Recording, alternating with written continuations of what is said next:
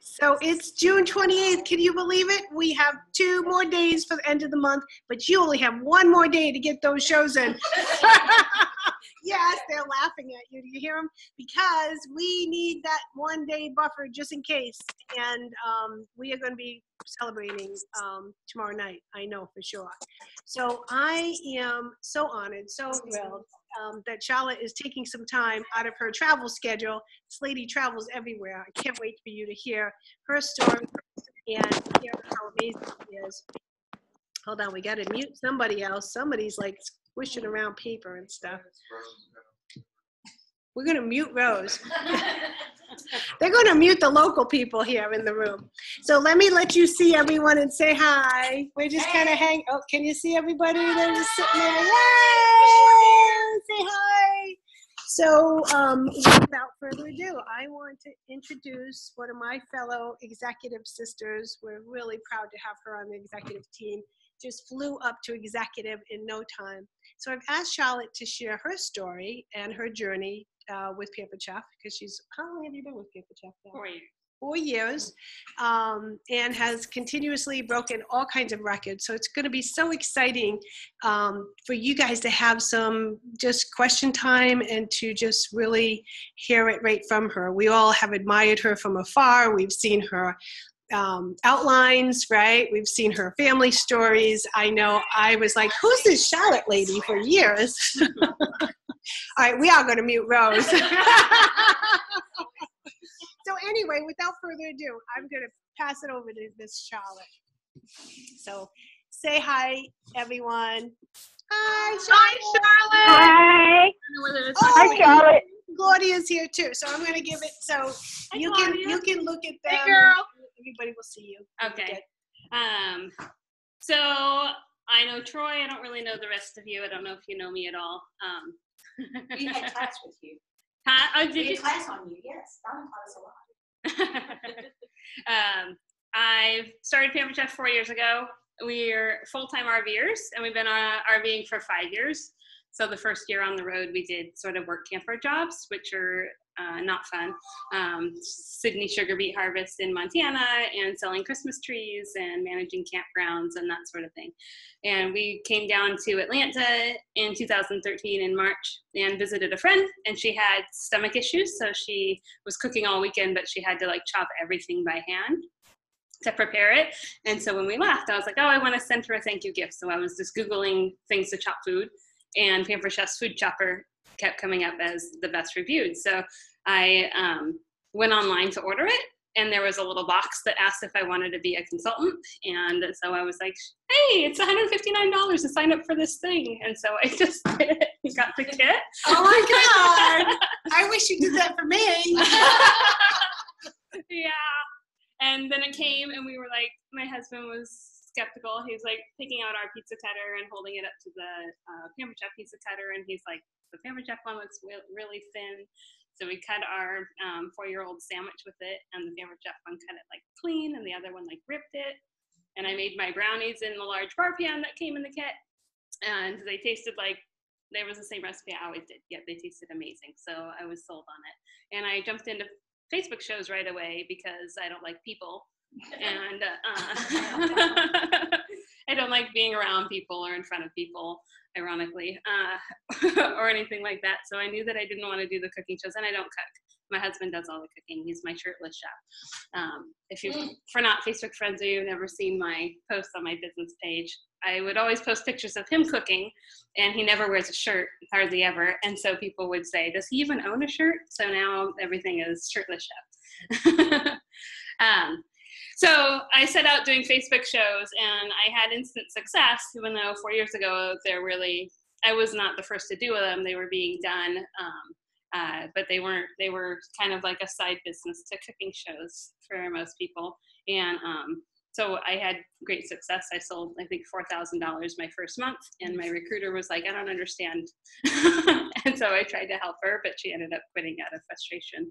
And So I had to adapt a lot. Everything was a lot different then. There weren't these big groups where everybody created outlines and shared things.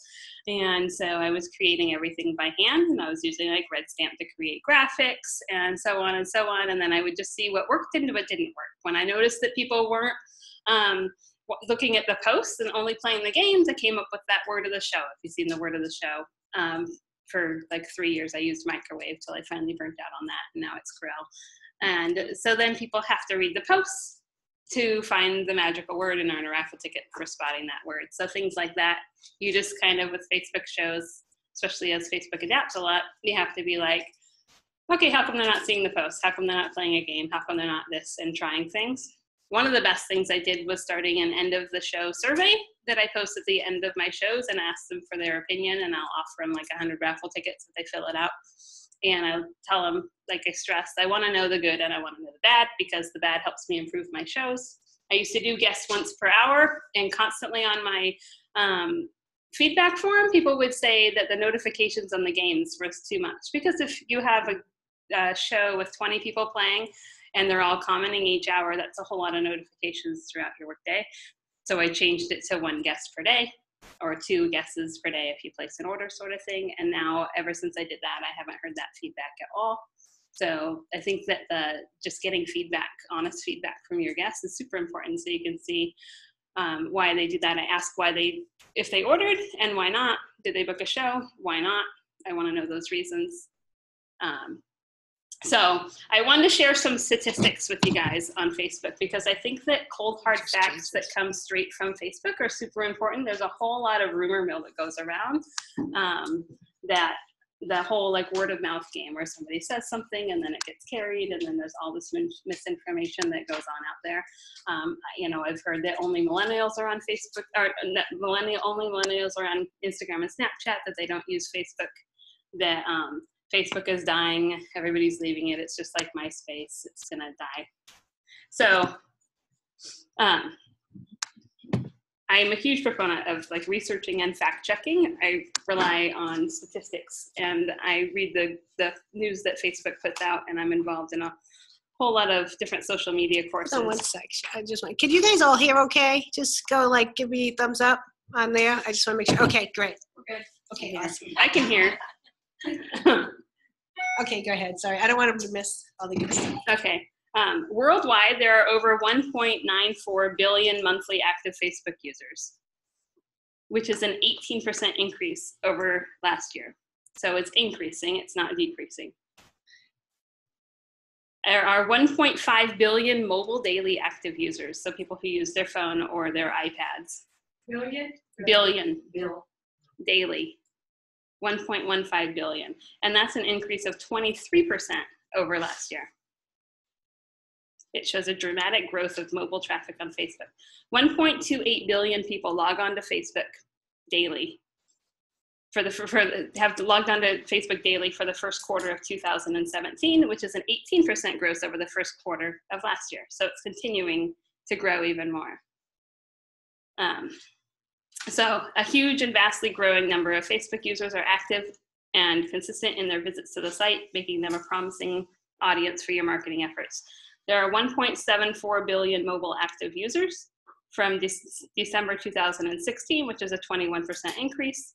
On average, the like and share buttons are viewed across almost 10 million sites daily. So that means if an article is written and it's shared outside of Facebook, if you ever read an article that's not on Facebook, there's still a like and share button for Facebook on it. So that's what that's pertaining to. And then this one's one of my favorites because of that rumor that millennials don't use Facebook. And I have a millennial, I'm not a millennial. Age 25 to 34 is the common age demographic on Facebook. They hold 29.7% of the audience. It's the largest audience on Facebook. What was it, 29.7? Yes, age 25 to 34. So those are millennials, because I'm Generation X. I'm just outside millennial. Donna, what are we? Old. Baby boomers. I'm a boomer by 1 year. I just squeaked into a boomer. 1933 to 61, I think. 61 and older. Can I point something out about these 68, numbers? 1961, not age 61. So you said 1.94 billion Facebook users. Do you guys realize that there's less than 8 billion people on the planet, and that's over a quarter of the people on the entire planet that are using Facebook? Yeah. Like, to really put it in perspective of how many people that Well, is. and today Facebook was doing 2 that. billion. Yeah, it's the 2 billion on that Yeah. little thing. I saw And so that. Siri says that there's 7.28 billion people on the planet. Wow. Yeah.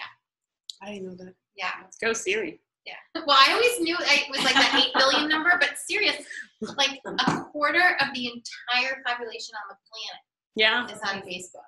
And a lot of countries, third world countries, don't even have really access to Facebook. That brings to the next thing. 5 new profiles are created every second. Wow. Yeah. Wow. The highest traffic, this is essential for virtual parties. The highest traffic occurs midweek. Excuse you. Really? Between 1 to 3 p.m. On another note, a Facebook post at 7 p.m. will result in more clicks on average than posting at 8 p.m. Can you repeat both of those? Sorry. The highest traffic occurs midweek between 1 to 3 p.m. And a Facebook post at 7 p.m. will result in more clicks on average than posting at 8 p.m.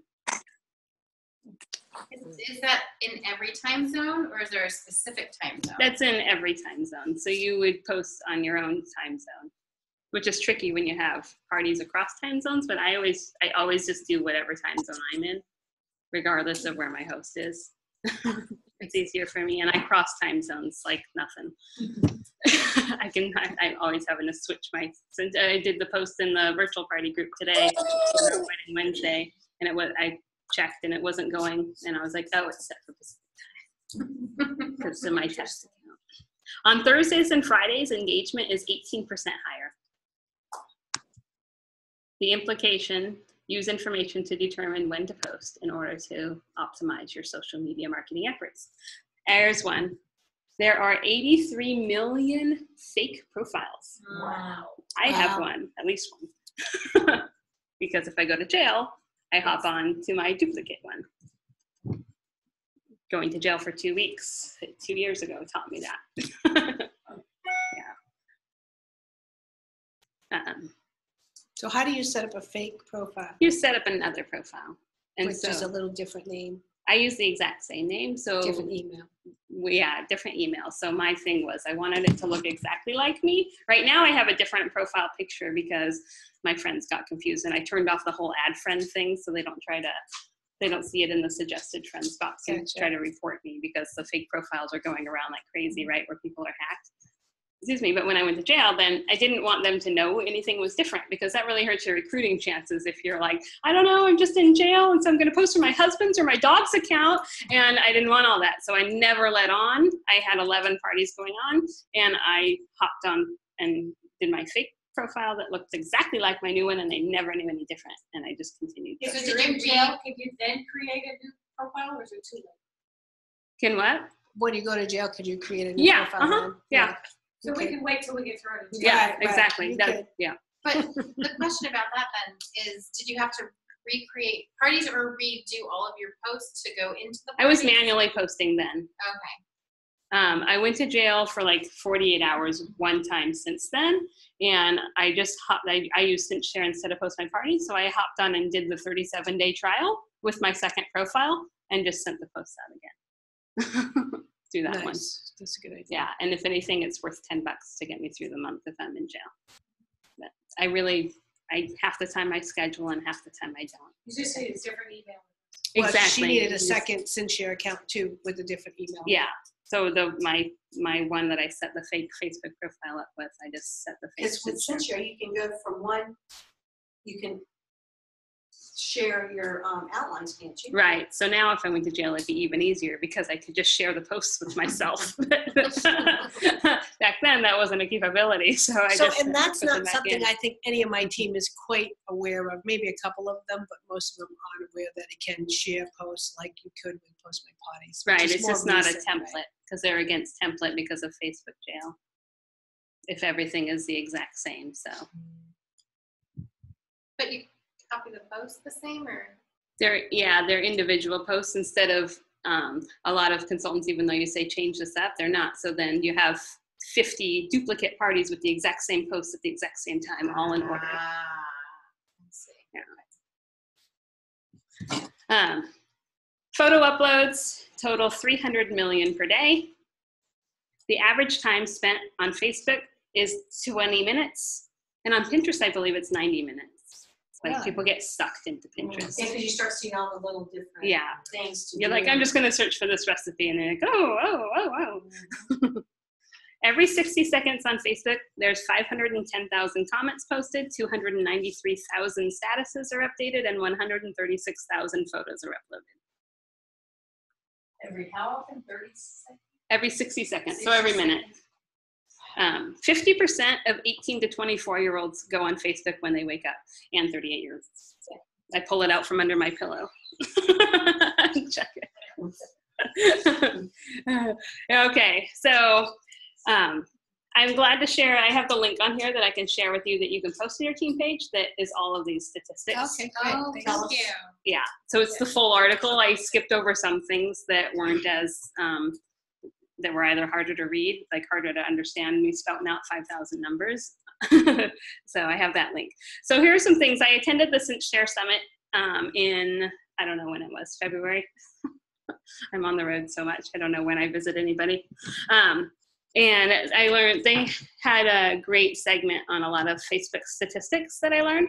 42% of customers buy from brands with a sense of emergency, discount, and offers, which is part of the reason that LuLaRoe has been so big. It's like, if you don't buy it, then it's gone. And so things like the outlet work great if we sell out fast, those sorts of things. 60% of women have made an impulse buy in the past year. So I definitely want to get them when they're really thinking about it, instead of letting them think about it till later. Once the impulse is passed, they've had too much time to reason with it or mention it to their husband, who says no. Here's, after I heard this statistic, which I think I read before, but 81% of people buy gift cards at holidays, and Pampered Chef doesn't do gift cards, but 71% of people who receive gift cards spend over the amount on it. So since then, in my shows, instead of giving a gift, I send out a gift certificate that I created for $10. So, like your prize winners? yes, to my grand prize. Brilliant. So they have to contact me to use it, and so I'm getting their sales, and what is the likelihood that they're going to spend over $10 is pretty great. So it even works out then. You don't even have to worry about if they didn't order. Because unless they are contacting you to place another order, it doesn't really matter. Posts that have questions get 2 to 3 more engagement. So instead of just, you know, here's the rock crock, it goes in the oven, blah, blah, blah, blah, blah. You can then end it with a question, like, what would you most use it for? Do you use your pots under the broiler? Do you take your pots camping? You know, you want to end it with a question that they have to answer instead of them just reading something. Most people, I think it was like 74%, stats on here somewhere, said that they join VIP groups or business pages for the contests. So if you're not running contests and giveaways, then you're missing that mark. I do Fun Fridays, and sometimes I'll have little things that they have to do, but most of the time in my VIP group, I'm just rewarding them for being my VIP customers. So I post my drawing form that they fill out, and then I go on live and chat with them a bit and draw a winner out of I do, because the VIP group, there's not as many people as a party to draw from. I don't need one of the websites. It's a little more personal. On my business page, I'll play the games, like I'll do a random guess how many game, or try out a new Pampered Chef Feud question and that sort of things, that kind of contest. What form were you talking about in the VIP group? They're the Google drawing form. Okay. I assume everybody knows about that. So you just do a different one every week, or you just the same one? I do the same one. And then because you're doing shows, like I'm doing Facebook shows every week, and at the end of my Facebook shows, I post a link to my VIP group. So almost every week I'm getting new people. And I find a lot of times somebody who didn't book a show or didn't sign up from the party, oftentimes at some point fills that drawing form out saying that it's the same one, so it'll ask if they want to host a show. And I don't like to talk to people, so I do that advanced form where if they say they want to host a show, it's like, what date and where can I send it and what's your phone number? So I have all their information. I don't have to talk to them. I can just shoot it in the mail. It's perfect for me. Then I talk to them like 2 days before their show. How long do your virtual, you said you're doing parties every week, how long do your virtual parties usually last? 10 days. 10 days. I start them every Monday, so they overlap for a few days. But I really don't post as much the last few days. It's more like waiting for the last minute orders sort of thing.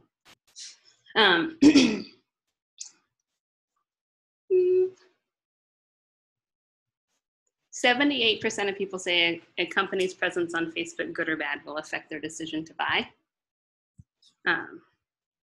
There are more than 13 million business pages on Facebook.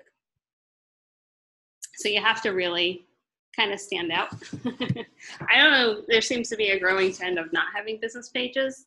And I started one as soon as I signed up, and I've kept it, and I've gotten random people that have messaged me to sign up or to book a party and stuff because I post on it every single day. I'll share a recipe. Sometimes I just share where we're at in our travels, or a game, or some funny video I found on the internet that's not too inappropriate for a Paper Chef business page. Because you want to generate likes and you want to share content that's going to get shared, because that's how you up your algorithms. And so if it doesn't matter if it's not, I'll share a lot of things that have nothing to do with Pamper Chef or cooking or anything like that. It's just engaging. It's just something that's been shared 2.5 billion times. So the chances that somebody's going to share it off my page and give me exposure is pretty good. It's the same thing they say to do with like Pinterest. You have a board that says July or 4th of July recipes. Share in that thing one recipe that's going to get shared, that's going to get repinned out of there, because you're giving exposure to your board then, because oftentimes people will see the recipe and then be like, I wonder what else is in there, and click on that to go back in. So you're kind of creating these little strings throughout social media to link back to yourself. All right, so Facebook isn't dying and it's growing. However, there's the social media marketing on Facebook is getting more difficult because they've changed their notifications. They change algorithms constantly because spam bots figure out the algorithms, and so they have to change them, and they don't release that information. So while there's a whole wide range of speculation out there about what the algorithms are, we'll never know, because if they release that, spammers would just set their algorithms to get around those, and then that's what happens. So explain to the non-computer person what an algorithm is. It's like a repeated action sort of thing.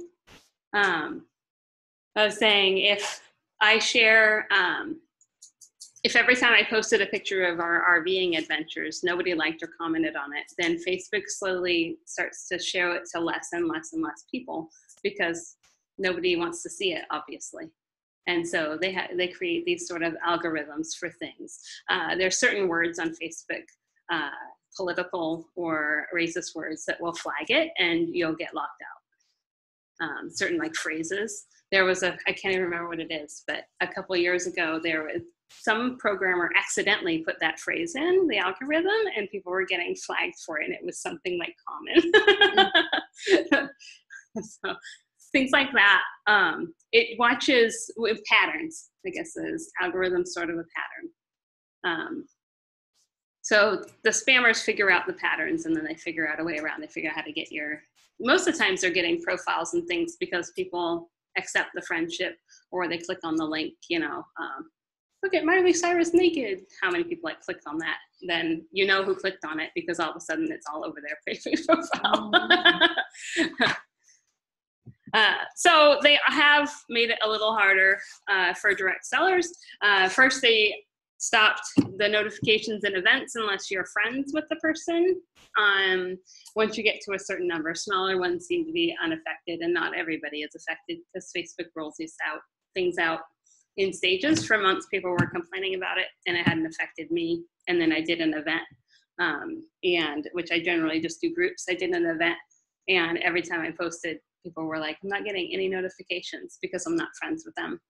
And so it doesn't give administrator notifications, which is the silliest thing ever because you're the administrator. So for that, groups together, parties, events. Yeah, so I've always used groups. I started out doing events for like a couple weeks, and then for 4 years I've used groups before groups were cool. And so now with groups, they're limiting notifications, and they've rolled out where people are invited to the group instead of just added.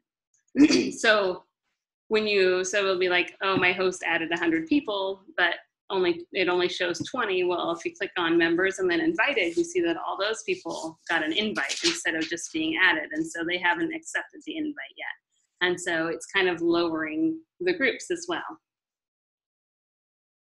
There's not a whole lot of ways around it. It's just what Facebook does. And, over the past 4 years, they've just done a lot of things that make it a little harder. And then we just figure out how to adapt. And then we move on. What I've found helpful is, and it's controversial because LuLaRoe does it and irritates the heck out of people, is change the group name.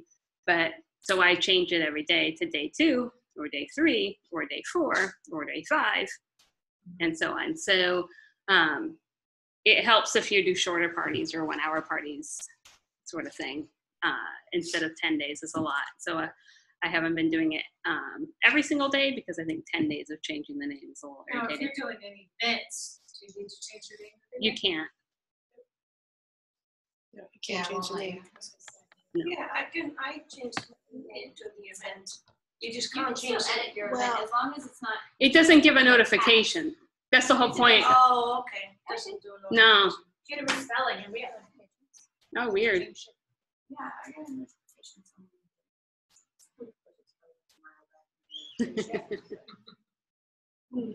Oh, maybe they changed that. Because for the longest time, they didn't. Because we host on it, maybe that's why we didn't. Yeah, you will host on it. Maybe that's why. Oh, maybe.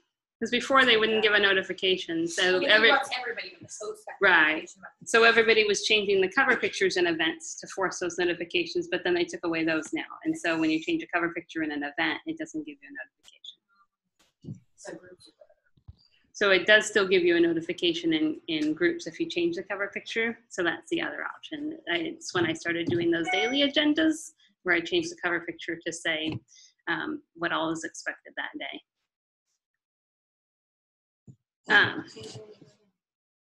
Are you changing it? No, I got the notification that she changed it. Oh, gotcha. Yeah. I wonder if there's someone in the group that you could ask if they got a notification that's not a host. Can I ask a question? No. Yeah.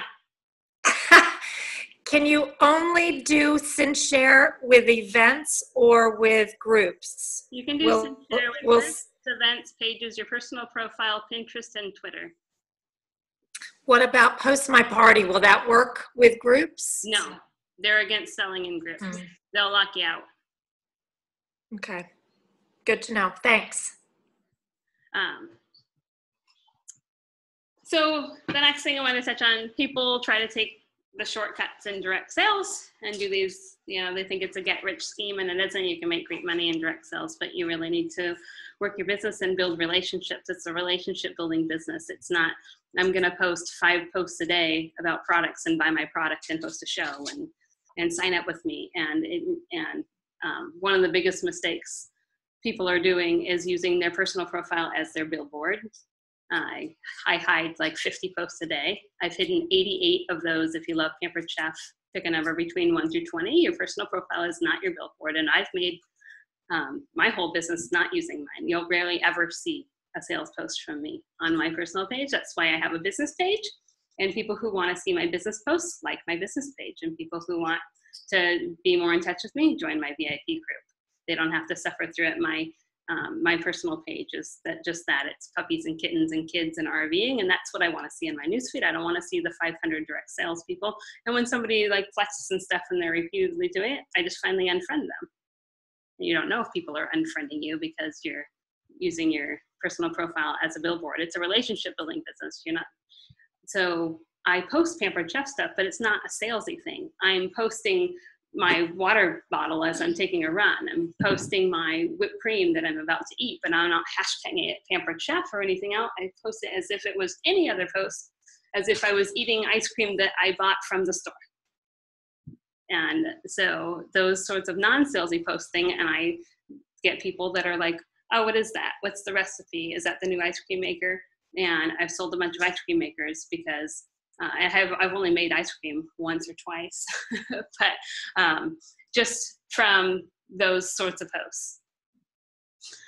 It's ruining direct sales on MLMs. Pampered Chef isn't a huge offender, but I see it more and more and more, especially as virtual parties go on a little bit of a decline. People get desperate and then they turn into these billboards, which doesn't hurt you as much if you do it in a time of desperation, the once or twice a year, but some of the people on my newsfeed are doing it week after week after week. And then pretty soon you see that they say like, who wants to host a July party, crickets? Because it's every month. Why is it any different than when you really, really need a host? And that's when I utilize that time, is when you absolutely are in, like this month going for a national. These are the times when you'd be like, my team has a giant goal and not a fake goal. And every single month I have a big goal. People will tune you out. There are some people that, don't tune into that, but people like me that I'm really aware of those things. I see those and it's like see-through to me. I hide so many Pampered Chef consultants recently. It's gotten real bad. And it works right now as $9.99 to sign up. So I have to hide those 20 times a day. They're driving me a little bonkers too. It's a relationship building business. So you should be, instead of posting that, you should be spending your time, are you interacting with people on their Facebook? Are you just scrolling past their things, or are you engaging? Are you doing the asking questions? When you see that they got a new puppy, are you like, oh, how cute? Are you, where did you get that? Blah, blah, blah. Or are you just giving a like and going on because you're not building relationships? And then if you ever wanted to reach out to that person because there's a product that totally fit them or whatever, it's awkward because you never interact with them and you never talk to them. If they're your Facebook friend, you should really try to interact with them. And it's impossible to interact with everybody. There's like, I don't even know how many Facebook friends I have. Not that many because I don't like people. Like 1,500 and like 460 pending. And so it's impossible to interact with everybody, but I've made it a point the last few years. I would never friend anybody before. And then when I joined Pampered Chef, I realized that I had to build my market. And so I had to accept friend requests. And the other thing is I'm active in a lot of groups that pertain to me. So full-time RVing groups, I'm active in there every day, every morning. As I'm checking my notifications and sipping my coffee, I go through my certain groups and I look for posts that I can comment on, because as you're an active member of a group, you're a little bit more well-known, you're building friends, you're reaching out, they find out you sell Pampered Chef, maybe sometime down the road, they know somebody who needs to replace their can opener, or maybe they want to host a show. My 2 shows that I did last week were both full-time RVers that reached out to me because I'm active in the full-time RVing group and they know that I sell Pampered Chef. And then I'm involved in like radical unschooler groups. And so you have to find your niche if you're into parenting groups or knitting groups or whatever it is. Just be an active member so you're increasing your feed. Sometimes, especially people who don't get out as much, like they say, busy people make the best consultants. And it's so true, because you're out and about and you're around people. And people who are more home, you really have to, if you want to be a social media consultant, you have to actually be active on social media and branching out and meeting new people. So you're not using your friends and family as billboards. Then you have this whole new pick of the crop.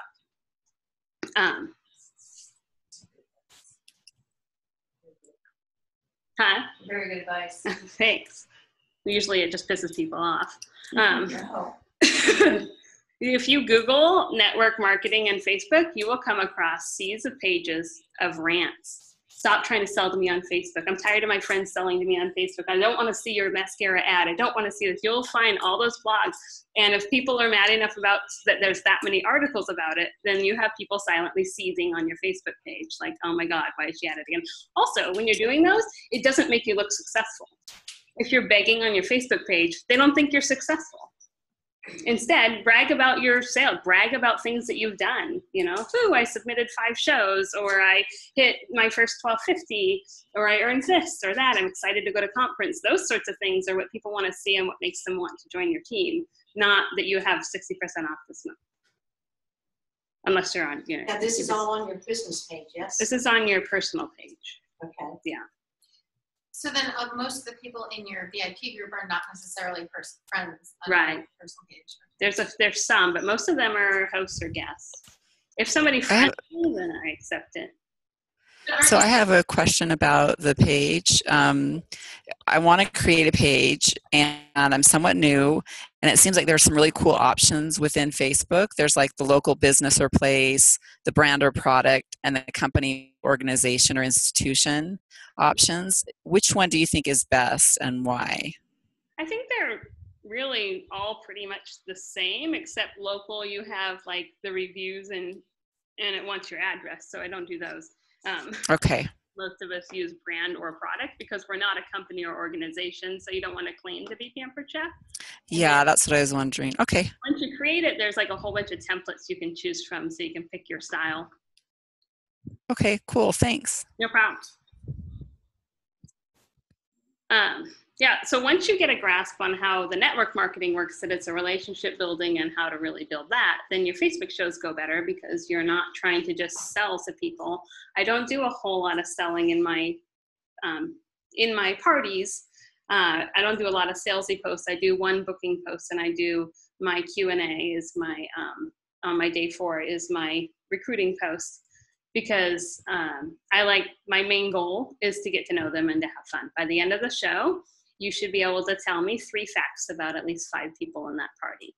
And if you're focused on getting to know them and not on how much they're gonna buy or whether they're gonna book or sell, then that should be easy. Because when you say, how do you know the host? And they say, oh, our kids play on a soccer team together. Then you go, oh, that's great. Did they just start playing this year? You know, those leading questions that you're supposed to always respond with a question to keep the engagement going, and people love to talk about themselves. So that's the perfect way. I know I do. So that's the perfect way to build relationships. Are you doing that just on the posts, or are you also private messaging? I never private message people, so just on the post. I'm the anti-private messenger. I despise private messages, and so I would never private message someone. I keep everything out in the open, no matter how many. I had somebody ask me 92 questions in the Q&A. I did not take it to private message. I answered them all right there. Yeah. That was nuts. Yeah. At 10 tickets a pop. I think everybody else gave up. You should join your team. Yeah, 4 people from the party. Because it was all out in the open, and the people who were too shy to ask the questions got to read all about it and decide to join with her. Can I ask a question? Yeah? Can you hear me? Kind of. Yeah. Since you don't do private message, that means everybody in the group got 90 notifications? Only if they commented on that post. Okay. Yeah. Gotcha. What is Sherry asking? Oh, That was a good question. She said, since I'm not private messaging them, is the whole group getting notifications when I'm responding? And it's only if they actually commented on that post, then they're getting the notifications. Geez, no one else needed to. Right. 2 questions. Yeah. I would think like she's gonna run out of stuff. But if you see a post and you're like, oh, there's 90 comments, I wonder what they're talking about. Most people are going to click on it and be like, oh, that's a good question. Right. Read through them all after that. Exactly. Because I love comments. So, Every video. Think about this, you guys, for a minute. So we've all seen Charlotte's outlines, right? Because she's been so generous over the years and shared them. Regardless of whether we're seeing this month or 2 years ago, she has the same attitude about how she's servicing people. And again, 1 booking post, 1 recruiting question post. And what she's doing is investing time in getting to know people, okay? Relationship building on a virtual show. It's not sell, it's relationship building. No different than the cooking show, right? And that's what we talk about, is our whole business is based on relationships. And I can tell you that is truly why Charlotte's been so successful with virtual shows, because she her whole focus is relationships, even though she hates people, or no, she doesn't like people, she doesn't hate people, but she doesn't like to, she lies, she likes people. But Sometimes it is too people out here, I'm just saying. but right? But you see how that is still the main focus of everything she does. And when we lose sight of that, I think that is when sometimes we truly get frustrated with the business, because people do love Pampered Chef. We do provide that valuable service, but people need to know that you care before they care what you know, right? Isn't that Zig Ziglar's? And it's really true in every aspect of our business. So I just wanted to reiterate what she's saying there. I want to make sure none of you are missing this. This is huge, because the other piece of it is, you're probably going to say this, say it again, is a lot of people think that, okay, I can just do a virtual business and I can just throw posts out there and I don't have to do anything else. I'm going to make a fortune in Pampered Chef. And as much as we'd all like to believe that, it ain't happening, right? Because it's a relationship business. So you actually have to almost work harder in a virtual show because, you know. When I started doing cooking shows after I promoted, I was like, this is much easier. I show up and I do 2 hours pretending to like you, and then I go home with $1,000. Right? And it's true. Versus when you're virtual, every day you need to be in there looking for those 5 people that you're going to get to know, right? Right. And building that relationship. And it's an hourly thing. So it's like you go do a show for 3 hours, like Charlotte said, you're done.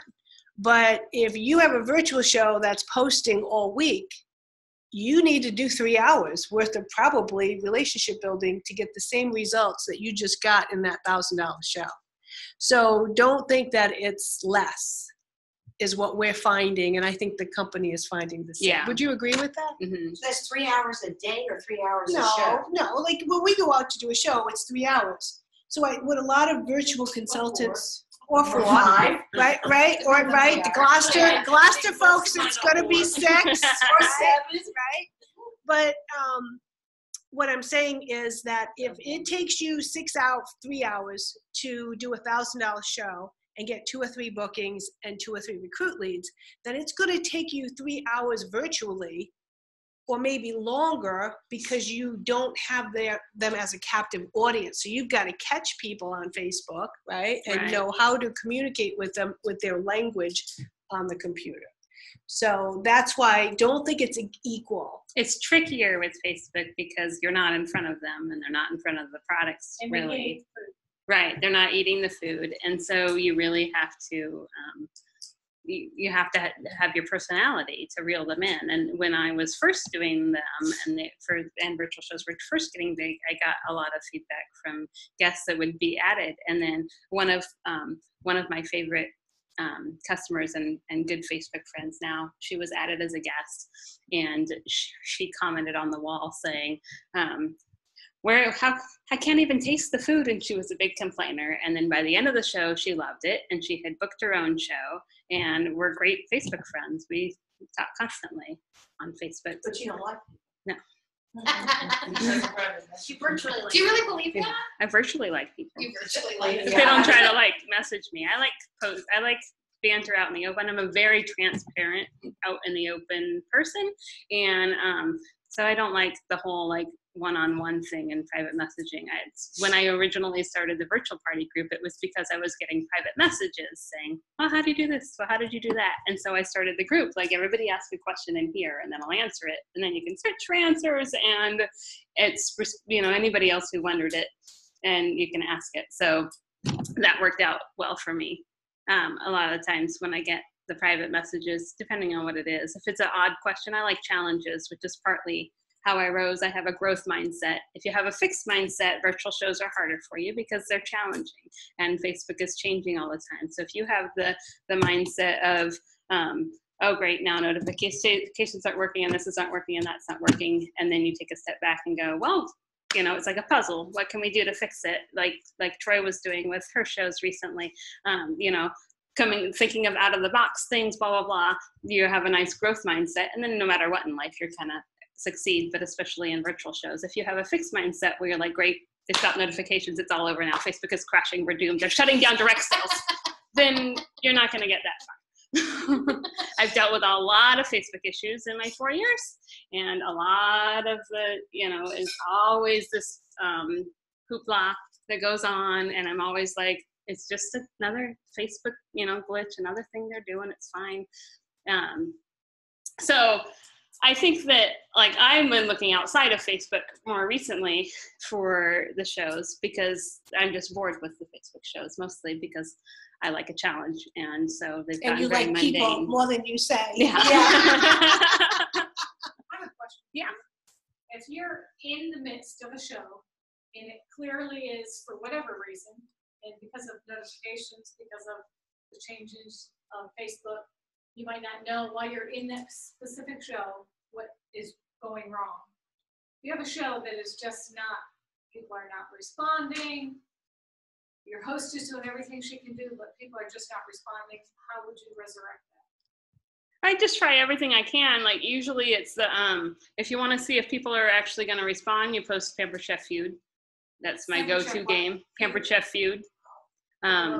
So that brings people out of the woodwork that haven't commented or you didn't even know were there. And so that's a great time to reel them in.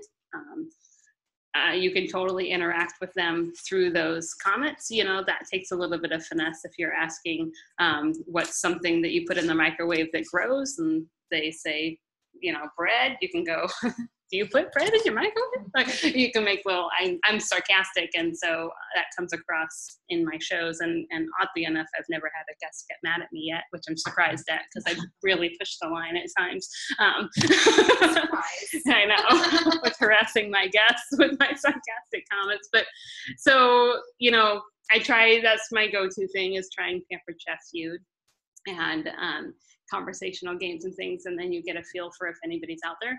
I do groups so I can see if people are seeing my posts, and there's never not been zero. There's never been zero that are seeing them. So I watch those. If I start the show and there's 30 people seeing the posts, and by day 4 there's 16 people seeing the posts, then I'm like, well, let's play some games or get it back up to where people are. Why does that happen? Like, how? I don't. Well, when people are first added, they check out the party, and then they either decide, like, they don't like, they don't want to join the party or whatnot, but they don't want to leave and hurt the host's feelings or whatever. So they might get the notifications, but just not ever visit it again. And I do that. I get invited, even like my team's shows, they add me, and then I just will be like, oh, I'll check on that later. And then later I'm like, I don't remember the name of that show. I'm sure I'll get another notification at some point.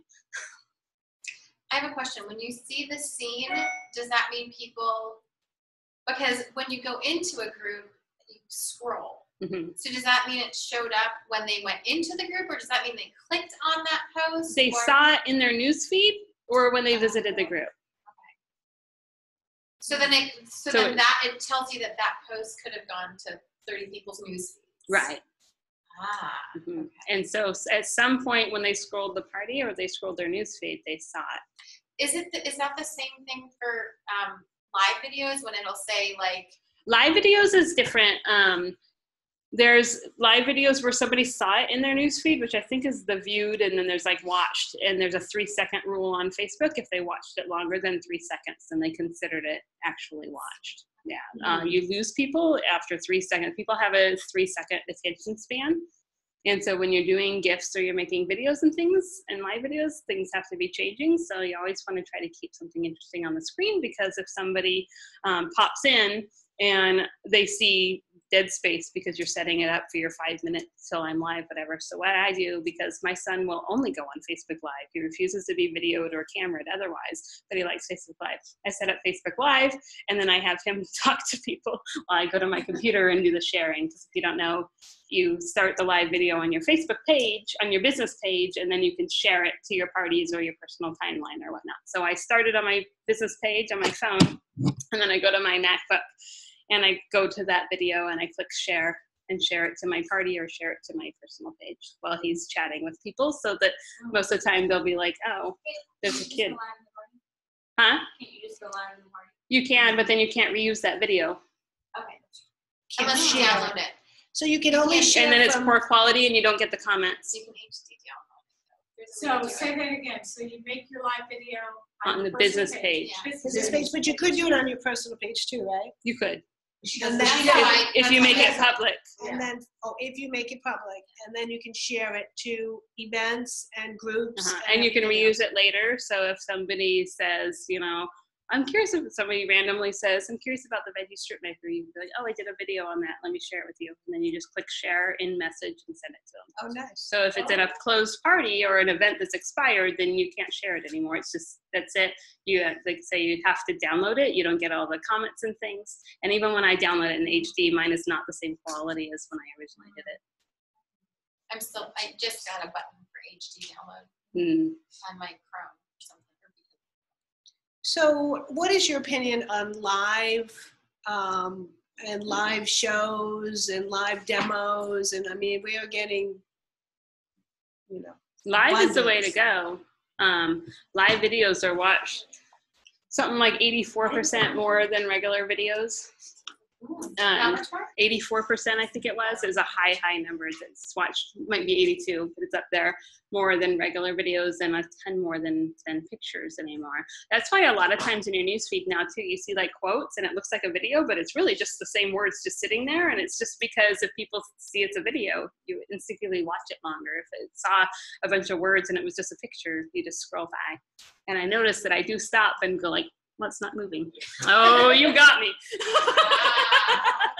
So it's a video with pictures. Yeah, so they just did the pictures, but it really doesn't move. Or there's like a faint background moving or something. Or the words scrolling up. I did that one for Gretchen, I think her name is, really bad with people, who had that moving story where she got a divorce and her husband left her and she had a cooking show that night and stuff. And so I made her story into a video. I think she was at conference last year, wasn't she? She's at conference every year, I think. Is this the gal that her husband left her really in debt? No. Her husband like up and left her and then she had a cooking show and so she almost canceled the cooking show, but then she went and then she like felt better because when you get there and you're doing your demo and you're around people and then she had written it again because her dad or her mom had just died and then she had to go to a cooking show and it was the same thing where she debated not going, but then she went and being around people and when she said that her dad just died and everybody, she didn't tell them till the end and then, you know, they all ordered and booked and rallied around her and stuff. So anyways, I made that into where the words went up the screen. And so I like watch those. I don't know, it's like somebody's telling me a story. I will sit and watch those. Okay. Cool. So how about some questions from our Zoom people? Oh, go ahead. You have a question? I have two questions. First one is I don't know if they can business hear. page. I'm getting tickets for questions. Business page or business group? Both. I have a business page and that's your public Facebook business card. So especially if you keep it up. So I post a lot. I post a few times every day and only people who have asked to get every notification you post will get it. Otherwise it doesn't show up in a ton of news feeds. So you can post often on it and not worry about really irritating anybody. Anyways, and so I use a lot of hashtags. And so when people are searching for those hashtags or searching for certain things, they come across my business page. So I get random people that comment on my things that don't like my page or whatever. And it's just because they were Googling something or Facebook searching for something that I have on my page that came up. So I use hashtags in almost every post. And you want to do like unconventional hashtags a little bit because if you're, you know, hashtagging soup, there's like 2 million posts on soup. And so you just, those long ones that people make up where you're actually talking, but it's in hashtags. And I used to make fun of those people. And I'm one of those people, I swear I talk in hashtags all the time now. And I used to be like, especially when people started doing it on Facebook and there wasn't hashtags, I'd be like, it's not Twitter. And now I do it often, but it works because those keywords that you're typing into the hashtags come up. Well, and the second question is, do you do a live post, just one live post and then post it to each party you're doing? Yeah. Like a welcome? Mm-hmm. So I go live on my business page and then I share it to each party. Mm-hmm. And in the description of there, you can put the links to show, you know, if you're watching from Mercy's party, click here. If you're watching from Beth's party, click here. For the thing. And then it's nice because you pull in people that aren't even in the party that just happen to see the live. And I do really quick demos because I have a really short attention span, and I'll click on people's demos and then lose interest real fast. So I try to do. How do you do that? Because I need to shorten mine. Mine are way too long. If you've ever been on my page. I don't do like whole recipes. I do cool tools sort of thing. So I get all my whipped cream out and everything, and then I do the whipped cream maker. And that's a quick demo. And the other day I did the cauliflower rice because I'm doing the keto diet.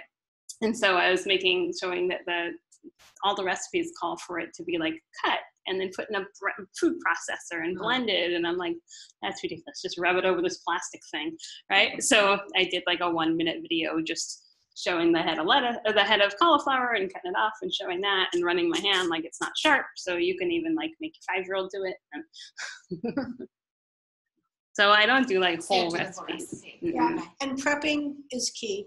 Prepping, or even doing it all, having the finished result, but just showing like just a piece of cauliflower or just a piece of this, and then eating it. Yum.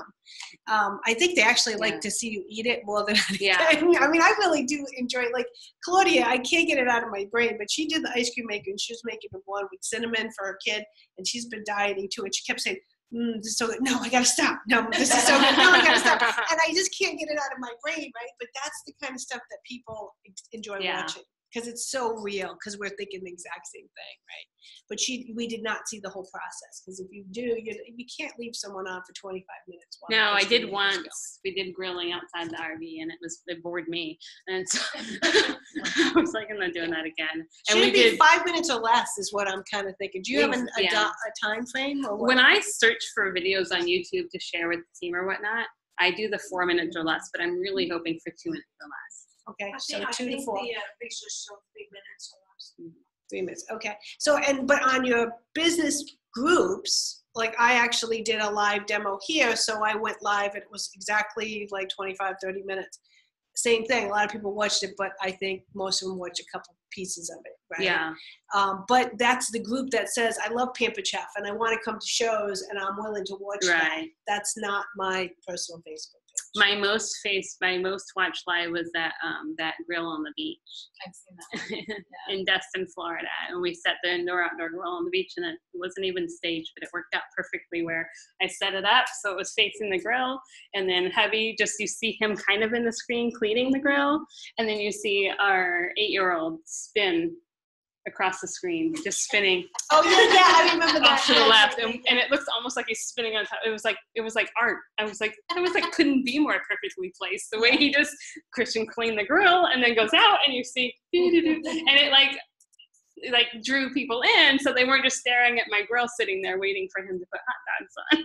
And then I had the gorgeous beach in the background, Daytona. That's not Destin. And I had Daytona Beach, like totally in the background, looking at the ocean waves. And so I found like those things, like grilling on the beach, my videos get. So how did you do that without electricity?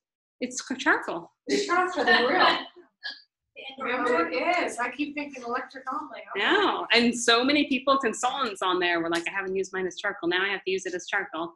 And I had consultants sharing that a ton and then using their link when they shared it. So it was perfect. And it's the beach in the background. And then for the people who maybe like a distraction like me, I'll watch videos longer if there's people I can people watch in the background. What is that guy doing? Yeah. And so that's how it worked out. You see people toddling by, so then you watch a little longer because you want to see. There's going to be something cute in there. You don't want to miss it. Right. I want to see what those people are doing. And so I think it's perfect to have like things like that. I haven't posted yet. I did a video yesterday at the park. We went to the park, and so I did a really short video just opening up my make and take jar to show my keto thing, because I have a keto group that I started that I'm creating an outline for, and so I wanted to show them what I did at the park to eat. The family stopped and got McDonald's, but I had this spinach and sunflower seed and hard-boiled eggs and everything inside my make and take jar with the dressing in there and stuff, and then inside the little snack thing I had my hard-boiled eggs. So all I had to do was open it and then dump my hard-boiled eggs in and cut them up with the long fork and pour my ranch dressing on, and I was set. But I got to edit it out because I yelled at my husband. I was like, you don't have to stare at me while I do the video. Because he's like standing there As you're eating McDonald's and French fries. Wait, I say don't edit it. Yeah, right, right. You Stop can't- it's just staring gotta at be- me. Like, I hate that. That's funny. He's so cute. So, okay, I would be negligent if I didn't ask this, and I'm sure it's on, we have a lot of directors both on the screen as well as here. So you are a great virtual consultant, but you're also a great virtual leader. And so, you know, to be an executive director, you develop people, you develop mostly virtual consultants. Do you have a lot of cooking show consultants? No, Okay, so we have a you've few. developed an entirely virtual team. So how does one develop a virtual team? And this could be a 2-day class, but like we'll do a short version. Like, give us some of the mindset here, and what do you do to train your new consultants? Because that's another piece. We train virtually and we train cooking shows, but we probably could do much better. Just like my how I do my parties, I'm still I train my team, but I'm a little bit hands-offish. I'm not like the other directors. I don't have all these crazy trainings and stuff. They bore me. I don't like boring. And so I tell them when they sign up that you know, that's natural to ask a lot of questions. And I have these, I did like 4 tutorial videos. One shows how to do your direct deposit in your order payment account, and one shows how to set up your first show and how to set it up on Facebook. And I think the last one is submitting a show, I don't remember. So I send them these videos and then tell them to let me know if they have questions, and then I'll check in. But mostly I reiterate that I'm not a big PMer, and so you have to message me if you have a question. I'm not one that checks in constantly. That's just not me. If I haven't heard from one of my people for a bit, I'll be like, oh, I should check in with them. Or if there's somebody that was super active on our team page that now really isn't, then I'll reach out. So really I have a strong relationship with the consultants that reach out to me often, and the other ones kind of like to be left alone. Some of my directors like to be left alone. They like to be the leaders of their own teams. And so we just chat a little bit, and other directors aren't that comfortable. And so I still have to reach out and reach down into their teams quite often to help them. So building a virtual team when you're a virtual consultant isn't that hard, because, you know, people in a virtual party that sign up in a virtual party are like, this is cool, I can just do it from anywhere sort of thing. That's their thing. A lot of our team used to be consultants, but then they didn't want to do the cooking shows. And so now it's like, oh, there's this whole virtual way, I'll give that a shot. So then they sign up, and then I chat with them a bit and try to get to know them a little bit and why they signed up. The whole, you know, what's your goal with the business? And I send them the videos one at a time and let me know when you're done with that one. And at the end of those videos, then that depends. I always give them the option. Some people are self-starters like me. If I signed up today, I'd be like, just leave me alone and let me do my thing. That's me. And so I like to encourage that. So I give them the option. Either I can run your show for you and you can learn as we go and even do a few posts yourself, or you can do it and then just add me, and then I'll just help you along and you just follow the outline. And so it's a really good mix. Some people want to do it themselves, and some people feel weird if I'm like posting it. And so they want to do it themselves, and other people are like, nope, I have no idea what I'm doing. You do it, especially ones that have never attended a show. One of my ones, one of the full-time RVers that signed up this month, she never attended a show or anything. I met her in person. It's just like the second person ever that I signed in person. And I tried to not sign her. And so she'd never been to a show or anything. So those ones are kind of hands-on. So the people that grow in my organization have to have some sort of growth mindset, because I'm not a hand holder and I'm not a whole like huge pusher. If I know that they have this big goal and they're failing, I'll reach out more and stuff, but I'm really not, it's not important to me that every single consultant hits their 1250. It has to be important to them. That's my thing. I'm a huge blesser, releaser. Like, you know, I'm here for support and I'm here to help you, but if you're not going to work the business, eventually they're just going to fall off anyway. So you might as well fall off now rather than waste my time. I don't care about the points or anything else for your 1250. So, okay. So does that mean then you're bringing on quality, quantity? You're bringing on, so what does that look like to develop an executive team? What kind of numbers, recruiting numbers, does that entail? If you're not so worried about developing, qualifying them with 1250 and developing each person that's coming in. Well, we generally sign somewhere between 20 and 30 a month. And then we usually have 5 to 8 that drop. So we're still growing exponentially each month. We don't have huge drop numbers. So I don't know, just the people that sign on that kind of want you to do everything for them are just really people that aren't going to stick around anyways. And then I have people that sign on that I really don't think are going to make it. One gal that didn't even have internet at first, and she only had her phone because she didn't have internet. And so she's like, I need you to walk me through it. And she didn't know how to put her phone on speaker and do it then. She's an older gal. Sounds like me. Yeah. So every time she reached out, if she wanted to talk on the phone, then we called and we talked to her a whole lot through Messenger.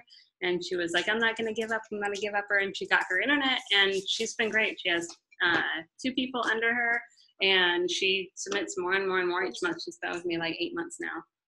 And so, those sorts of people just persevere. Like, I'm not going to help you, but I'm just not, the people that reach out because they care about this sort of 1250 thing and getting them all qualified is just not me. Whereas I'm not going to waste too much of my effort on somebody who's not trying. If they're trying and they're just not getting it, that's one thing. But some of them, they're not responding. I have a 2-message rule too. If I message you and you don't respond, especially when I do my quick tips and clarifications, if I message you and you don't respond, that happens. I do that to everybody. And then if they tips and clarifications. Every month you send out quick tips and well, most people do them through phone calls, but I don't do phone calls. So I message the team with hey, don't forget it's July and it's free for all, and your hosts earn double rewards, and let me know if you need any help, sort of thing. It's just a quick reach out to let them know what's going on for the month, and if you need any help, and if they did something that you could recognize, you could do that. Is that a Facebook message or is that in the group? Facebook message, because you're doing it individually. Gotcha. Yeah. But she's doing it at the beginning of the month Right. to set the tone to offer help. Right, because I don't like messaging people at the end of the month because I don't like it to seem like, she just has to meet her goals, sort of thing. So I just really back off messaging anybody at the end of the month because. Are you posting that on your team page or are you? She's messaging. I private message them. Each person. Okay. Yeah. I like it. My team, I will. So when they don't respond to those twice, then I stop sending them. Okay. And I stop messaging them. If I reach out to you and I say, and I go hey Troy, how's it going? And you don't respond, and then I reach out to you again. Hey, just making sure everything's okay. I saw you haven't submitted $150 in a couple months. Are you still gonna stick with it? Or you blah blah blah? And you don't respond, then that's it for me. 2 messages and you don't respond, then I don't waste my time on you anymore. You can reach out to me. Make sure you respond. Well, you're really really good at figuring out who to spend your time on and who not to, quickly. That's a gift. Yeah. And I need to learn how to do that because I get stuck really quickly. Yeah. Some of them surprise you though. Some of the ones I don't spend my time on, but then I say maybe that's what they needed. Sometimes I say maybe because I like the challenge, and maybe me not having an upline is what helped drive my success because I had to do it all on my own. So do you have an executive upline? I'm Carol Redu's 4th gen. 4th gen, okay. Yeah. That's a long way down. Yeah, the 3 directors between me and her are virtually non-existent. I don't talk to them. And do you get support? No. From Carol Redu? Oh, if I need it, then I can reach out to her. Mm-hmm. Yeah, but remember what happens is she won't show up on any of Carol's reports, so Carol doesn't see what you're really doing unless you do reach out to her. Mm-hmm. Except for conference, I was going to say. We would show up on those. So what I hear you saying is you have systems in place for these people to come in that you give them, and you give them a choice of, I'll either do the show with you and for you this first time, or as often as you need it, or is it the first time? Whenever, yeah, they need it. As often as you need it, or you can do it yourself, and I will be here to support. These are your options to get started, and you set the ground rules, you set the expectations up front. Right, I let them know up front. I'm not a huge, I always, that it's my thing, that I feel like I'm harassing people or that I'm pushing you. I don't like to be pushy at all, so I won't reach out a whole ton, so. Yeah, but you're obviously giving them tools that will create success if they do it and they do what you've laid out for them. Right. Because it's got a track record. And I usually ask them how they like to learn because I have the YouTube videos, but some people, I had a recruit in May that she liked text to go along with the video. So I created instructions and then the videos because she wanted to read it, but then she could see it in action and kind of put the two together. So it's good to know exactly how they learn. Some people just, send me the video and then I figure it out and then they're just like done. And other people are like, I Do you didn't have a video on your show or tips and that you would, like in general, how you do your show? I have the mock party groups. Okay. And the outline. So when you're recruiting these people before they sign up, do you talk about how they're going to be trained and that you're not hands-on then, or how do you bring that up? Only if they ask. I think they probably generally know because I've never private messaged them or anything, and I've never asked them to sign up or host. So that's generally why they choose to sign up with me, is because I'm not pushy. So I get the people that don't like to be pushed. You recruit people like you. If you're a real big asker and outgoing person, that's who you are. And generally you're going to recruit people that are more like you. I get the really passive people that don't like to do pushy sales and sorts of things because that's my approach. So somebody pushy would probably, they would be off put by it. So let's change the word from pushy to asking everyone. Because I do believe that there are pushy people, but I think that it gets misconstrued with asking and offering and gifting, so which is what we do. Asker. We gift, we ask, and we share. And so don't mix up those words, pushing with those words. Because pushy is more like when you ask and someone says no and you're no right. listen. Or then you keep I have to asking. get the 3 no's Keep of asking. telemarketing. Keep asking. And then, right, exactly. Because I need this last person, I'm going to keep asking you like 20 times. That's pushing. So I just wanted to reiterate that. Okay, we have some questions from you guys. Last questions. What time is it? You're probably ready to die here. We're going to get you some water or some beverage. Okay, any questions? So would you say that groups are definitely easier than events as far as managing, engaging with guests receiving notifications, etc.? Receiving notifications, yes. The other ones are really personal preference. Some people like groups that like the events keep posts all in the same order. I don't. I like to bump things, especially with my word of the show. If I post my Q&A post and nobody's asked questions, I can go back and comment with the word of the show. I can comment microwave, and then people are commenting microwave, and then it has enough comments to where it's showing up in news feeds, and people are feeling a little bit more comfortable to ask just because there are comments on it. And so I don't like that events can't bump posts back up to the top, but some people like that. I'll also create a raffle ticket post, and then each night I would update the raffle tickets and it bumps that back up to the top, so I don't have to do a whole new post and waste a notification on it. And so with events, that would be buried way down below. Are you guys all following that? Now, it's a raffle ticket. After each night, it says Sue had 5 hits, Joe had 2 hits. And then I comment, so it's like a picture of raffle tickets or whatever, and then I say like raffle ticket updates, and then each night I would comment on that post and update it. It's like, here's the raffle ticket update, and oh my gosh, look at Sherry gaining on Ben.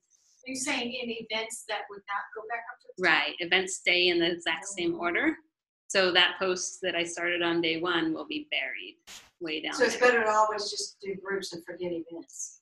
It's personal preference. There's though. more than one right way to do things, but this is the way that Charlotte's having success with. You have to delete your group when you're done with the party? I keep them and I go back every other month and post asking how they like their products, or I find a recipe that is like maybe 2 people ordered the rock crop, so I'll go and find a new the s'mores cake or some other recipe sort of thing that's tailored for those of you who ordered the Rock Crock one, you to see this 4th of July recipe coming out. So is there a limit on how many groups you can have? I don't know, not so far. I have 647. Oh my, that's what I was just thinking. So how do you keep them organized? Like, do you have a code after the party's I closed take them and you out put a of P before it or something? I take them out of the shortcuts. Okay, and that's it? And I make them secret, because if you don't make them secret, you get spam bots that try to join. You'd be like, oh, look at this person wants to join. You make them secret after you close the show. After it's closed, I make it secret so nobody can find it. So no consultants can try to join, nobody can try to join. When you sign someone up, you said you send them a couple different YouTube videos, one to open your account. Mm-hmm.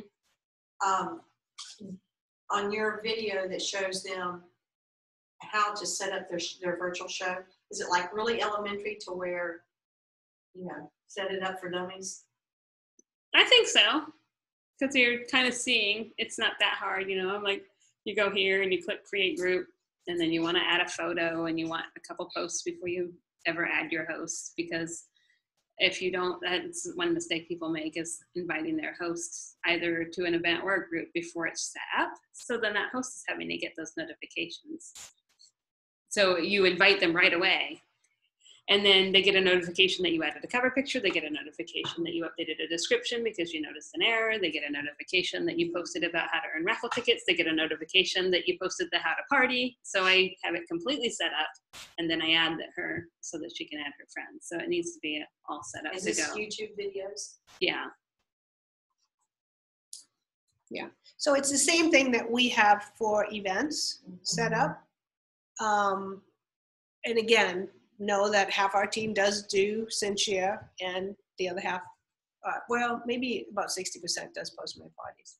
And that's primarily because I think the leadership, and it is an easier system to teach, but when you start having challenges with events like we're having with Facebook, that's why we're open to switching you guys over. Remember that both of them are free for the first 30 days, but it is hard to go from one to the other.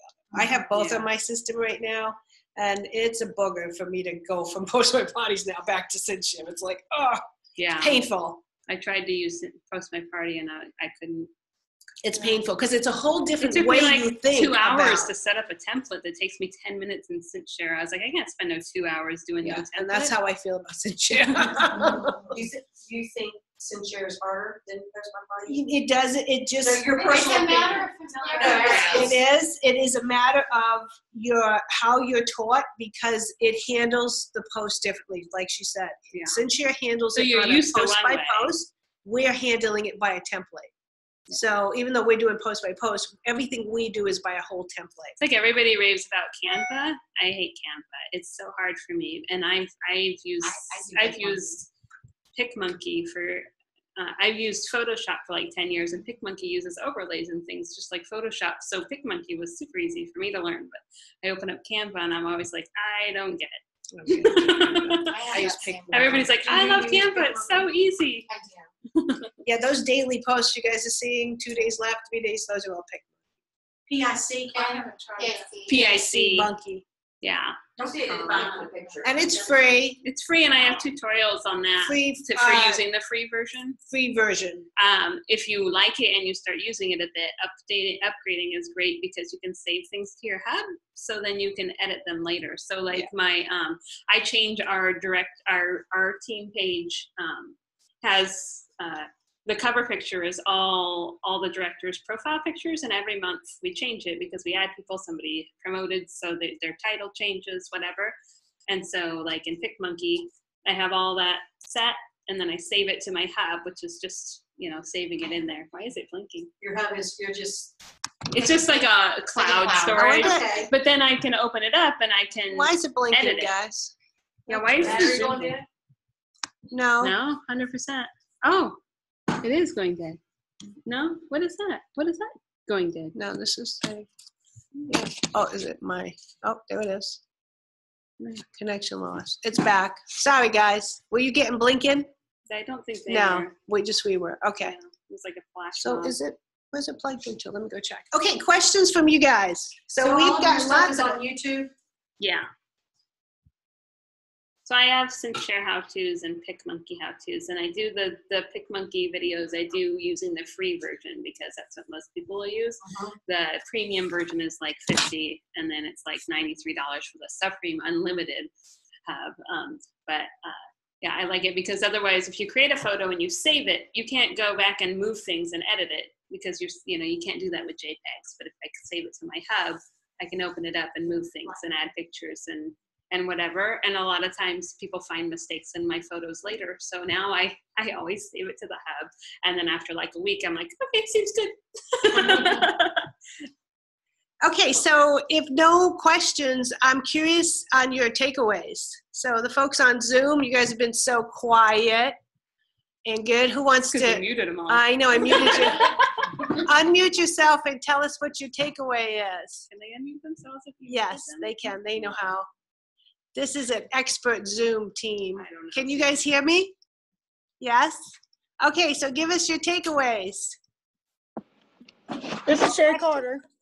Hi, Sherry. Talking to your computer. She's a little far away. Oh, can you hear me now? Wait, we can't hear you, so you gotta Hold on. get close to your Hold on. mic. Eat the mic. Okay. Can you hear me now? Yeah. Okay, you couldn't hear me because I had my fan on. I was trying to make myself look thin, you know. See how thin I look far away? Sherry's from North Carolina. Can you hear the accent? Yeah. I don't have an accent. All you people do. I know. So my biggest takeaway is don't post to your private page. Okay. But I also really, really, really, really, really love doing a fake, what did you call it, profile in case you get You could be one of the 82 million. Yes, because one of my consultants has gone to jail today, and I think she's pretty upset. Who went to jail? Tina? No. Oh no, I just probably have a nervous breakdown at that. Oh, we can't have Tina go to jail. Okay, good. Thank God. Tina's trying to promote the director in 2 days. Oh yeah. No, somebody else. I don't know why she went to jail because she's fairly new at virtual parties. I don't know. And I really don't know if she's in jail. She just says she is because she can't post anything. But I don't know. Facebook's been I got to call her. With the new. But anyway, she can just set up a new profile, make it look exactly like the other one. There you go. Yeah, there you go. So thanks. That was my biggest takeaway, and not posting to my copy and personal page. Thank you very much. And I'm going to sign off because I need to go get some credit card numbers for these orders I'm getting. Oh, go get those orders in. All right. Sherry's working towards advance too. Thanks, Charlotte. I need you guys to get your orders in. It's in the description. I know. Who else has a question for I Charlotte? might post it once or twice. If you have your orders in already, you can ask a question. No, I'm kidding. I'm kidding. Who else has a question? Claudia, are you still here? Do you have something to say to us? It looks spammy. Yeah.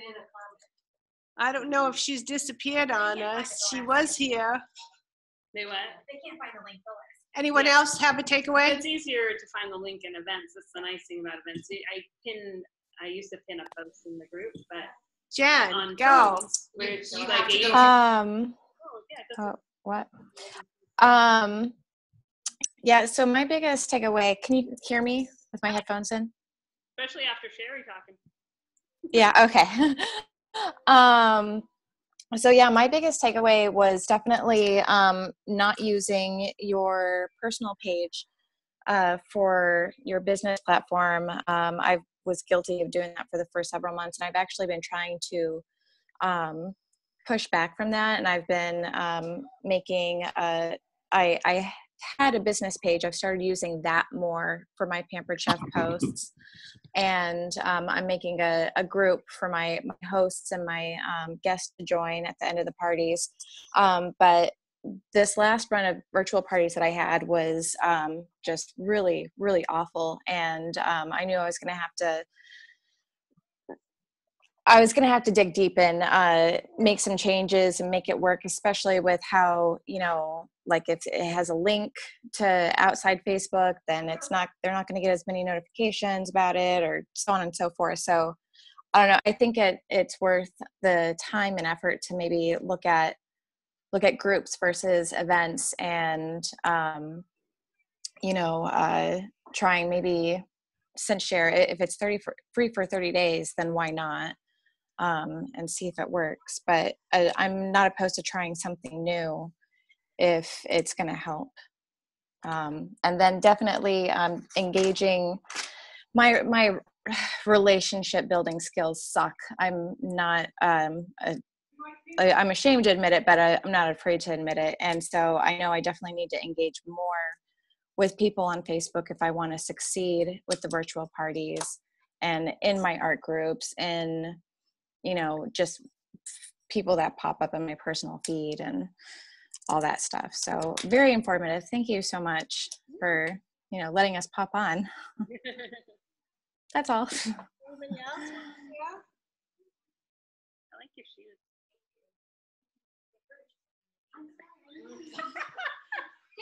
Go, Holly.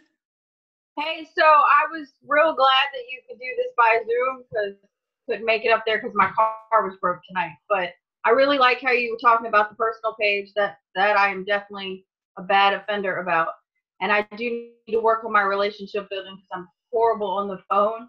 So I'm glad to see that there's someone else horrible and doesn't like the phone. So thanks for that, and thank you for the training. It was a lot of good information. Good. Yay. Yay, Holly. Anybody else want to say hi before we shut down? I want to add one thing. I said I post the link to my VIP group at the end of the parties, but with groups now, I don't know if you saw the video I did in the virtual party group, but you can link groups together now. So when you set up your show, you can link it to your VIP group, and at the very top, it has a picture of your VIP group, and it says that you recommend this. I didn't know that. You need to show us that before you go home tonight. Yeah. It's in the VIP group, you just said, right? I did it in the virtual party group. What did you get? Where now you Charlotte, what virtual party group are you in? Because I know there's a whole bunch of them, and I don't know. Which one is it? I stick to mine. I stick to the Pampered Chef virtual party group. Okay. I can't even find my groups. Oh, there we go. Okay, thank you. No. Yeah. I have a question real quick. Name or anything that separates yours from all the other 1,000? No, home office chose Pampered Chef virtual party group, and then the spinoff was the new success group, and then the image group, and the this and that. There's just all the spinoffs.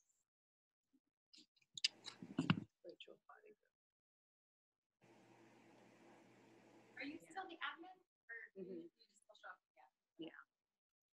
But I'm the admin of a lot of I'm the admin of the new success group too. I just don't visit it anymore because there was only 2 of us out of like 5 admins that were approving people or doing anything with the group, and we both said, why are we wasting our time? And so I stepped back because the virtual party group takes enough of my time, and I finally added another admin. Claudia, hey. I'm here. Sorry, I've been in and out. What are you doing?